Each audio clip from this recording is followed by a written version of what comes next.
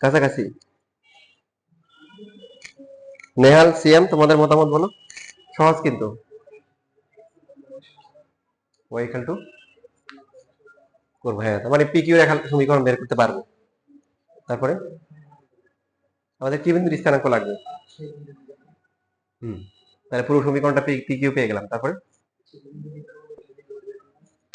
দাও, এটা ধরলাম এ বি, তাহলে এটা ধরলাম হচ্ছে হলো আর, পেয়ে গেলাম সমাধান করে।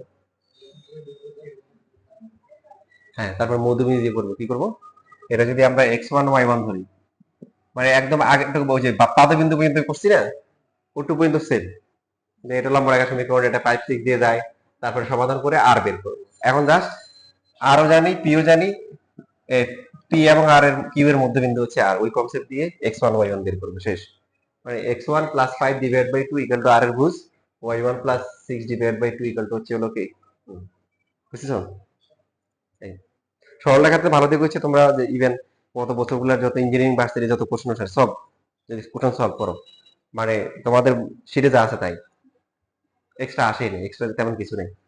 সরলরেখা বৃত্ত এগুলোতে তোমাদের অ্যাডমিশনের পড়া হয়ে যাচ্ছে। তোমার এক্সট্রা করতে বসে ক্যালকুলেশন, মানে ক্যালকুলাসে মানে অ্যাডমিশনে এক্সট্রা করে পড়তে হয়। তাহলে কাজ বুঝতে পারছো কি করতে হবে? অনেক কাজ হয়ে জমে গেছে। এই চ্যাপ্টার 3.6 আর 7 এই দুটো থেকে মেনলি কি সিকিউ গুলো আসে, কোশ্চেন দেখে তো বুঝতেছেন।